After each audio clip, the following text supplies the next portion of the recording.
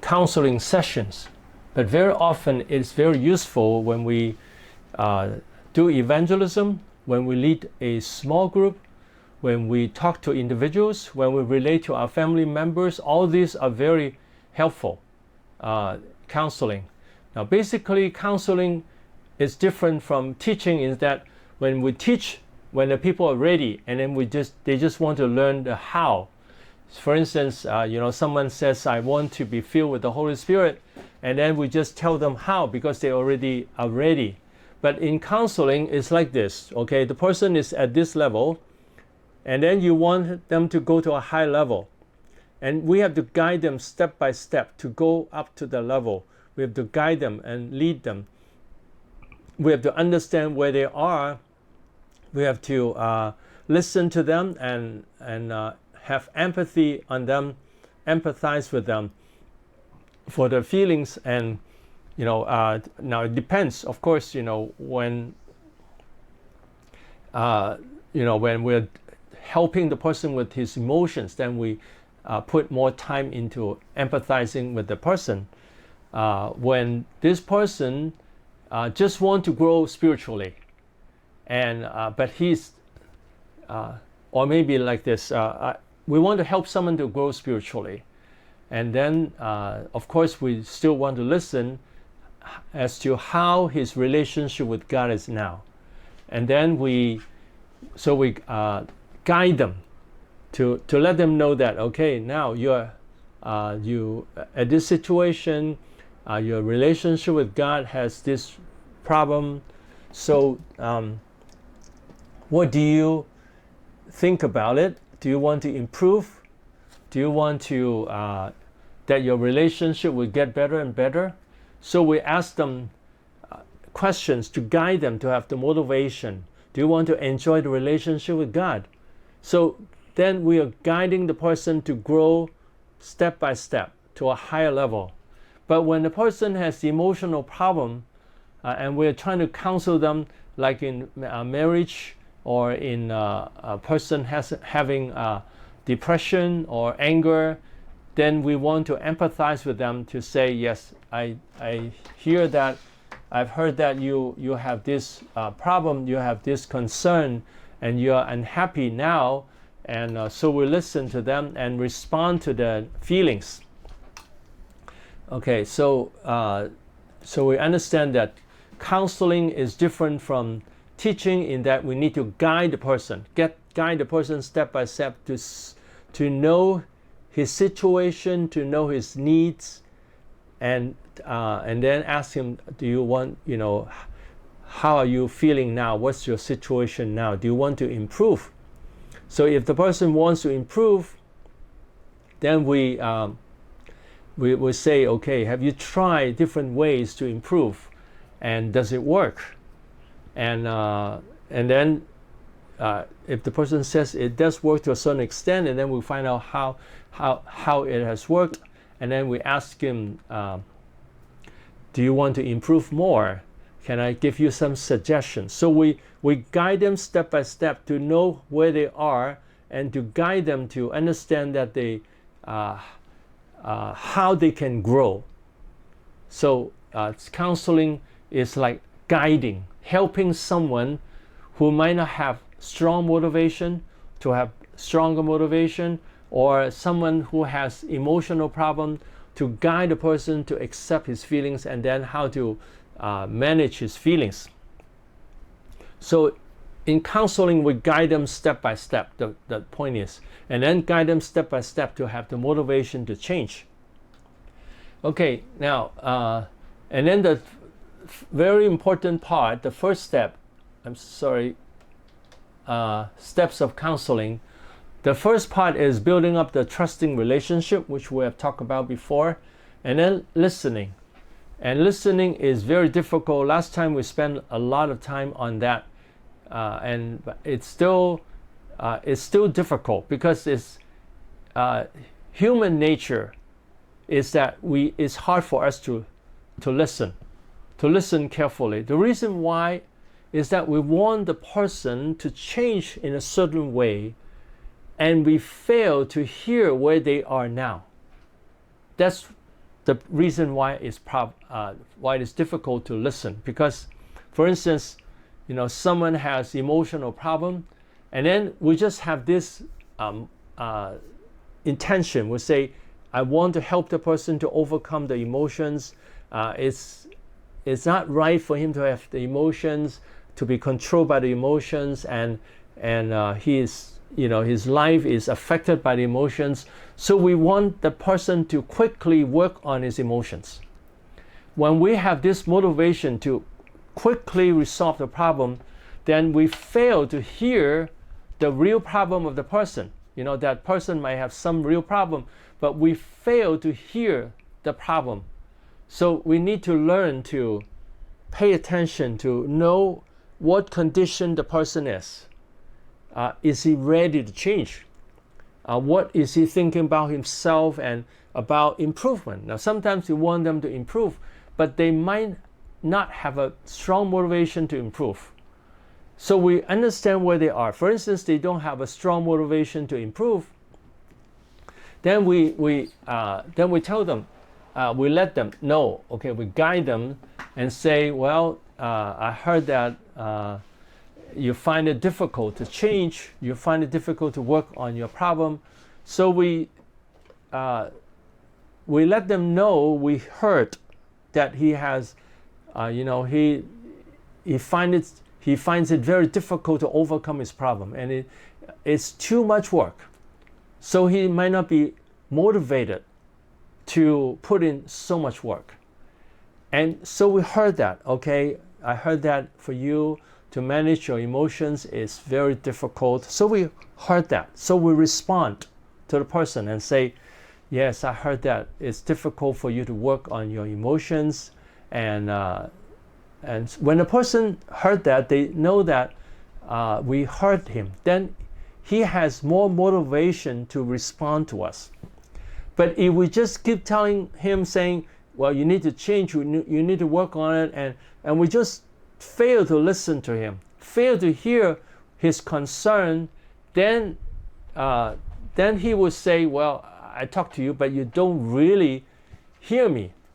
You don't really hear me. And then they have less motivation to listen to us. So it's very important for us to listen carefully. What condition is he in now?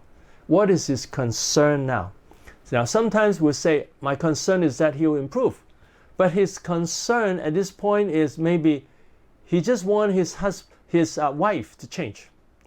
Now, we want him to change, but he just wants his wife to change.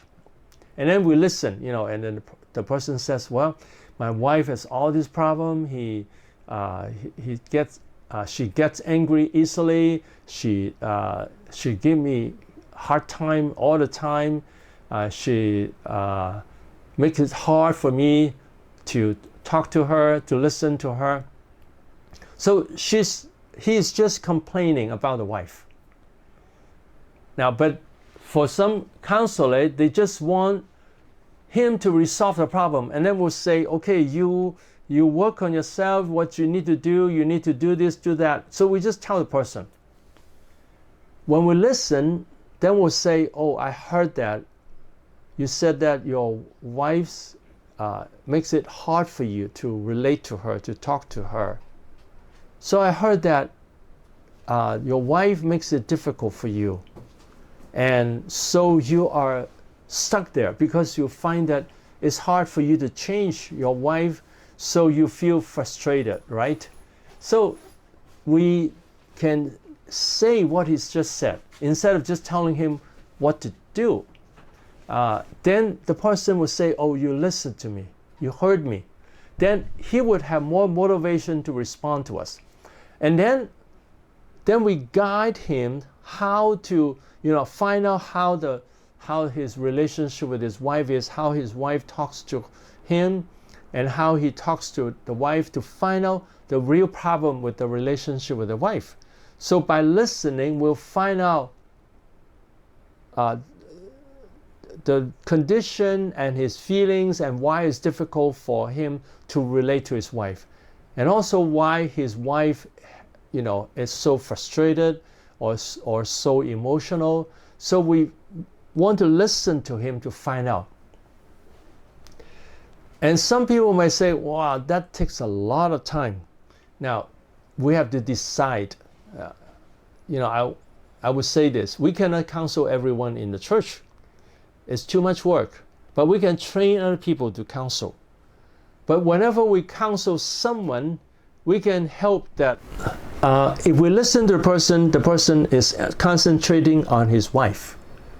Then we'll find out, how was it at the beginning, your relationship with the wife. So we listen to the person to guide the person. So it takes more time. But if we want to change someone, it takes time. Now, some people might say, I don't have that much time. Now, so we have to decide who we want to counsel. There might be, many people who need counseling, and we can train people in the church who can do counseling. And then we can counsel some people that are more, maybe it's hard for the other person to counsel. Maybe the cases are more difficult, or these people are more important in the ministry of the church. For instance, the leaders of the church have problem. The co-workers have problem. Then we need to spend time. In order for the counseling to be efficient, we need to listen to the person. For instance, if we counsel a co-worker who has problem of concentrating in his work, in his ministry, and or who have some emotions, some negative thinking about the church, then we want to find out where it comes from. Now, it could come from ourselves. When it comes from ourselves, we want to listen instead of defending ourselves. Sometimes we want to defend ourselves and say, it's not my fault, it's your fault, then it won't work. But if we listen, so if we listen, then we can, I find out, the reason why you have a problem working with me or working in the church because you find that no one hears your voice. No one hears you. So we can name the problem of the person, name his concern. Then the person would say that, oh, you really hurt me. And then they can talk. And they find that they can talk with us so that we can work through problems, overcome the problems. When we listen to the person to know exactly where the problem is. Now, the person's perception might not be correct. His perception of where the problem may not be correct. But we still listen.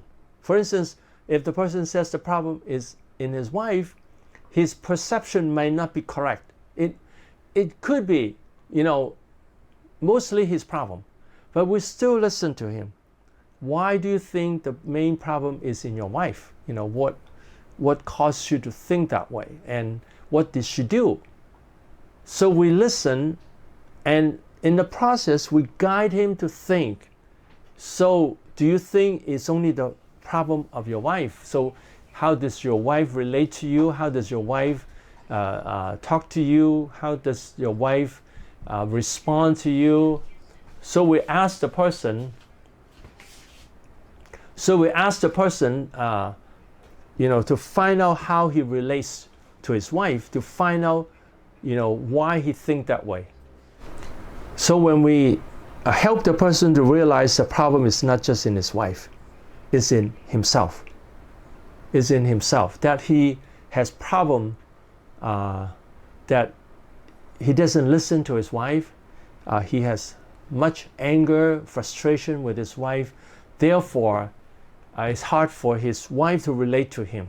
So it could be both persons' problem, but we listen to both to them. And, if we do a couple counseling, then we listen both the husband and the wife.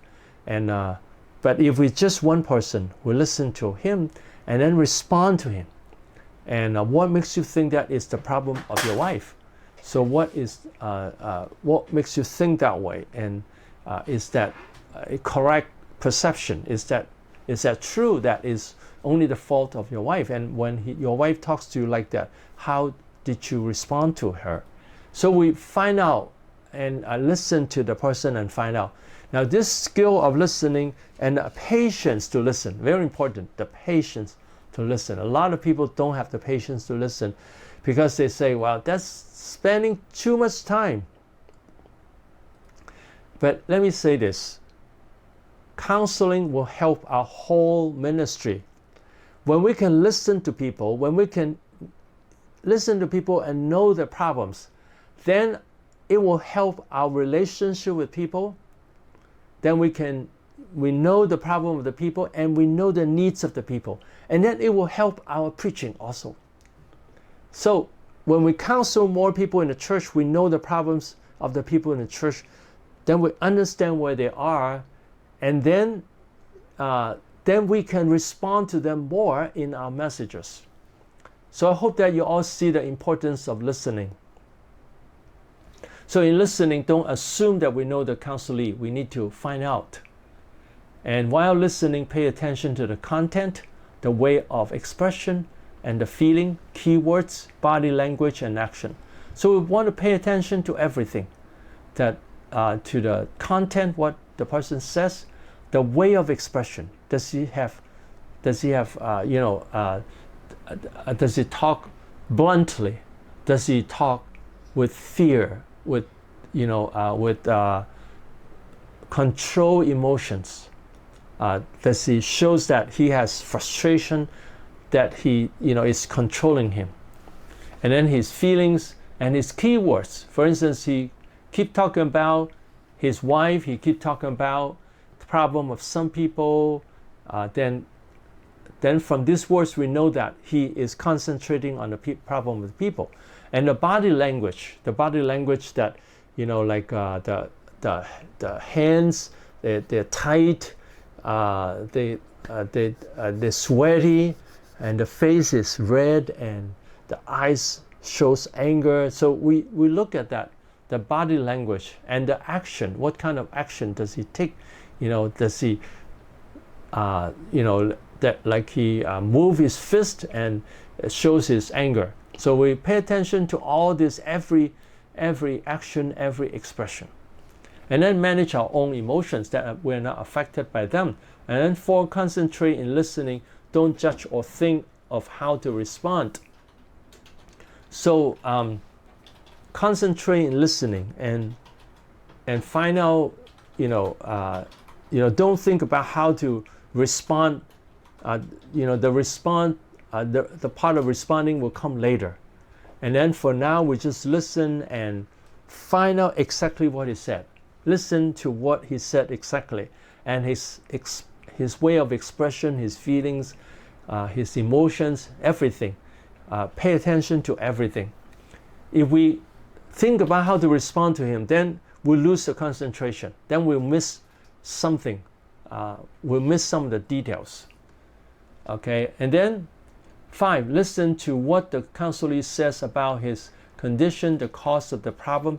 So what is the condition and the cause of the problem and the reasons of his feelings and all the details. It's okay to write down what he says. So if we find that it's hard to remember everything, we'll say, is it okay for me to write down so that I can remember, so that I can respond to every point that you said? And then, why many people have problem listening? Because that we have little patience to listen, and we have little compassion on people. Because sometimes people just want the counselor the counselee to change. We just want them to change. So we just want to do a job, and we don't think about the feelings and the suffering of the person. So if we think about the problems and the suffering of the person, then we will have more compassion. So the best time and place that we can practice our listening is to practice listening with our spouse and find out if we really heard what our spouse says. So that's a good, a good way to build a relationship with the spouse, and then and then respond to the spouse and ask him or her later, ask her later that did I respond to you? Did I hear you correctly? So that's how we can grow. If a person can grow in listening and in counseling, his sermons would be more personal. There are many preachers, they preach sermon above the people. Okay, these are the people. And his sermons are above the people. They're not speaking to the people because they're just saying something that doesn't relate to the person. But if we listen to people, we know where they are, then we can respond to them better. Then when we preach the sermons, we know their needs. Then we will respond to their needs.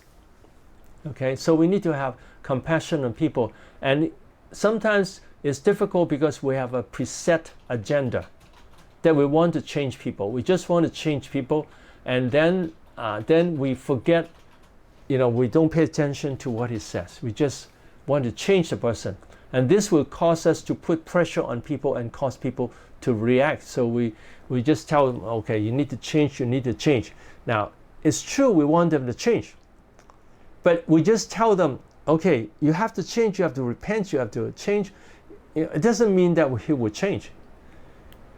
We need to let them know why it's important to change. We guide them to see, do you think it's necessary for you to change so that your family will be better, so that your ministry will be better, so that you can enjoy your life more?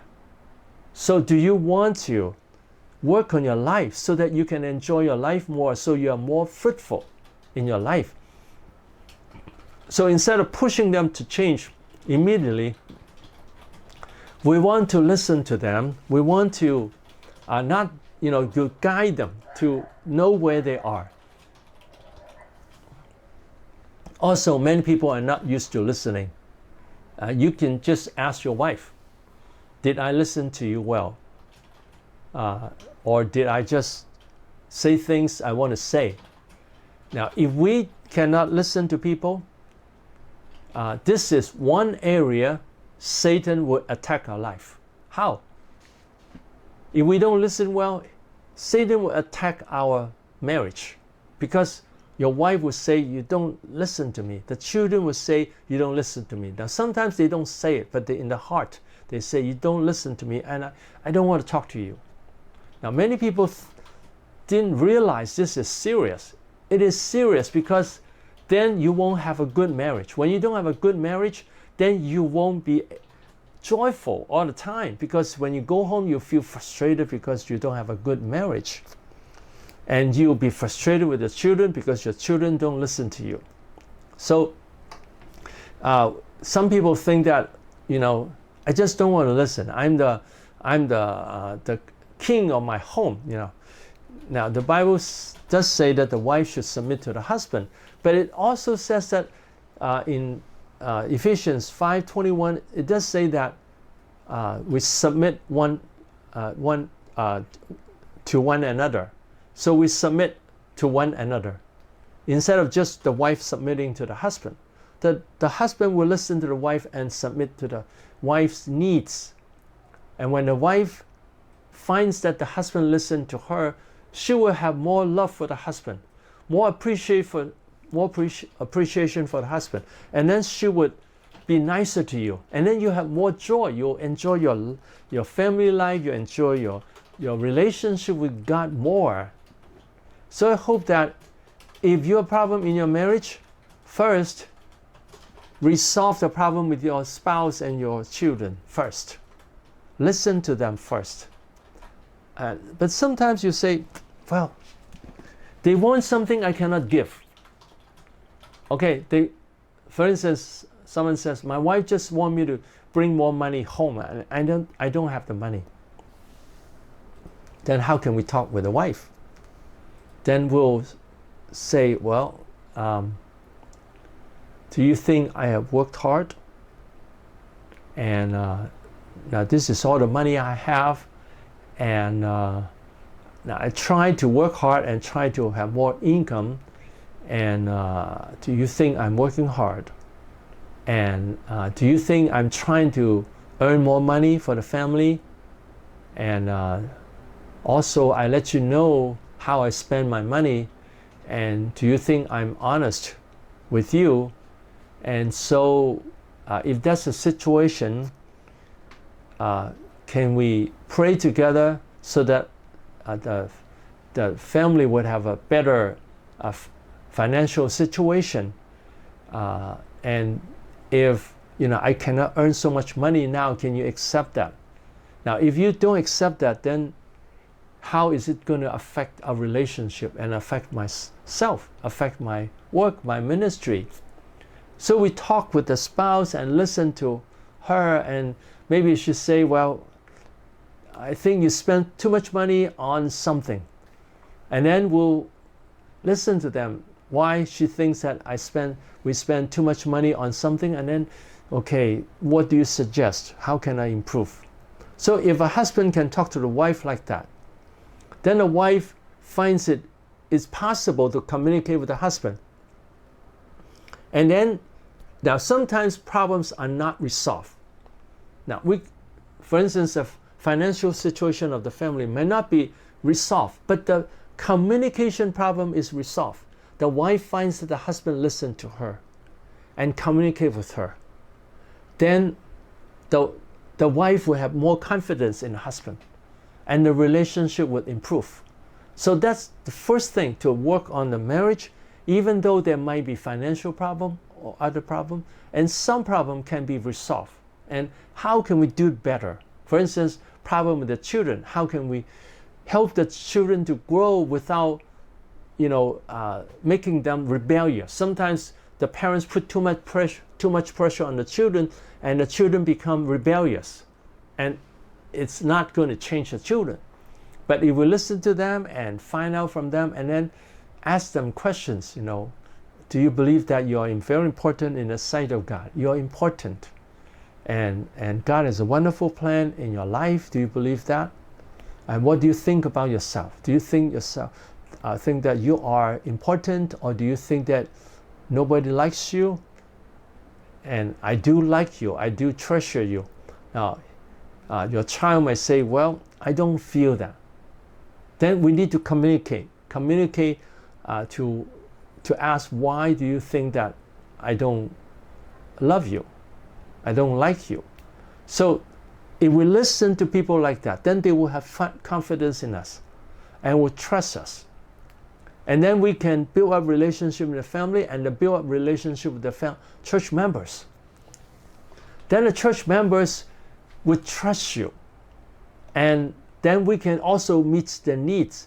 And then we can relate to one another well, and then our ministry will be more effective. So counseling is not just an option. Counseling is important for our whole ministry. It helps to improve our life. So I hope you understand the importance of counseling and listening. Okay, so practice listening. If someone says this to you, what are they feeling, and how can we respond?